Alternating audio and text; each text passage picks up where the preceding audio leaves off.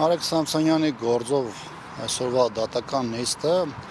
այն դրսևորումներից մեկն է, որը կայուն տեղ է գտել հայաստանյան ներքաղաքական իրականության մեջ, որովհետև հոդվածները միգուցե փոփոխվում են, բայց քաղաքական պայքարի մեջ մտած եւ այս իշխանությունների դեմ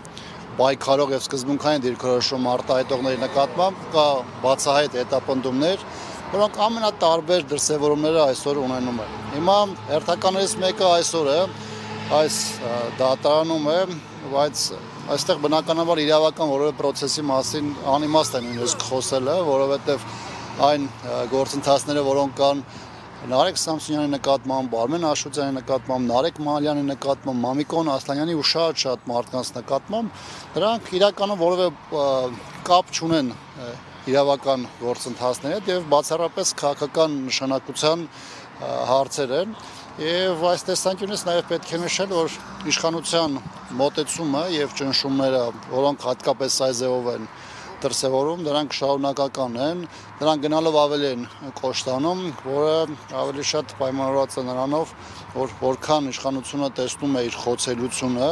կարևոր չէ դա ներքաղաքական թե արտաքին բաղադրիչ ունի, դրանով պայմանավորված ներքին ճնշումները եւ պատժիչ մեքենան շատ ավելի լայն թափով է գործում։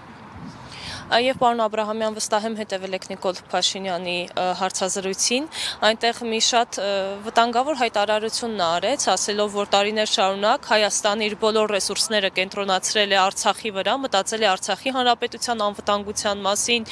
Արցախի ժողովրդի մասին, դրանով անտեսելով Հայաստանի հանրապետության անվտանգությունը, սուվերենությունը, ինչ կարող եք ասել այս հայտարարության մասին։ Հաշվառելով այն հանգամանքը, որ Նիկոլ Փաշինյանը իր հայտարարությունները անում է գիտակցելով, այսինքն այնպես չէ, որ նա չի հասկանում, շփոթվում է կամ այսպես ասեմ սայթ հակում է, ակնհայտ է դառնում, որ Նիկոլ Փաշինյանը ամեն ինչ անում է, որպեսզի այս ժողովրդի համար ստեղծի մի կեղծ իրականություն։ Որն այդ կեղծ իրականությունն է։ Իրականության մեջ այն մարդիկ, ովքեր համարում են, որ Արցախը եղել է բեռ, Արցախը եղել է վայր, որտեղ ստիպված Հայաստանի ռեսուրսներն են գնացել, չգիտեմ, հարկ վճարողների հարկերն են գնացել, Հայաստանի Հանրապետության անվտանգության ուղղված բյուջեն է գնացել եւ այլն, դրանք այն մարդիկ են, ովքեր կամ իրականությունից որևէ ձևով չեն հասկանում եւ պատկերացում չունեն ինչ է անվտանգության համակարգը, կամ Նիկոլ Փաշինյանի կամ նրա թիմակիցների նման մարդիկ են, ովքեր լավ է գիտակցում են, թե ինչ դեր է կատարել Արցախը առաջին հերթին նաև որպես անվտանգություն Հայաստանի Հանրապետության համար, բայց այն մարդիկ, ովքեր հանձնել են Արցախը, բնականաբար փորձելու են ճակերտավոր հիմնավորումներ փնտրել, արդարացնելու իրենց դավաճանությունը։ Այս տեսանկյունից Արցախը բացառապես որ մեր հայրենիքի մի հատվածն է եղել, որտեղ հազարամյակներով հայեր են ապրել, Արցախը անվտանգության համակարգում ունեցել է առանցքային դեր Հայաստանի Հանրապետության եւ Հայաստանի Հանրապետության քաղաքացիների պաշտպանության հարցում եւ պատահական չէ որ 20 թվականի պատերազմից հետո երբ որ աստիճանաբար սկսվեց խոցվել եւ Արցախի Հանրապետության տարբեր շրջաններ անցան Ադրբեջանի վերահսկողության տակ, որի վերջնակետը դրվեց սեպտեմբերի 19-20-ի այդ ադրբեջանական օպերացիայի ժամանակ Հայաստանի անվտանգությունը մեծագույն այսպես ասեմ, տապալում ապրեց։ Այսինքն պետք է հասկանալ, որ բոլոր այն մարդիկ, ովքեր ներդրումներ են արել Արցախում, կլինի տնտեսությունում, մարդկային կապիտալում, թե անվտանգության հարցում, այդ մարդիկ արել են ժամանակին գիտակցաբար, որովհետև հասկացել են, որ Արցախի անվտանգությունը անվտանգության բավականին մեծ հովանոց է Հայաստանի Հանրապետության համար։ Եվ նույն կերպ նաև պետականության հետ կապված, երբ որ ասում են, որ Հայաստանում պետականություն չէր կայացել, որտեղ ամեն ռեսուրս դրվում էր Արցախի վրա, գիտեք, ճիշտ հակառակն է տեղի ունեցել։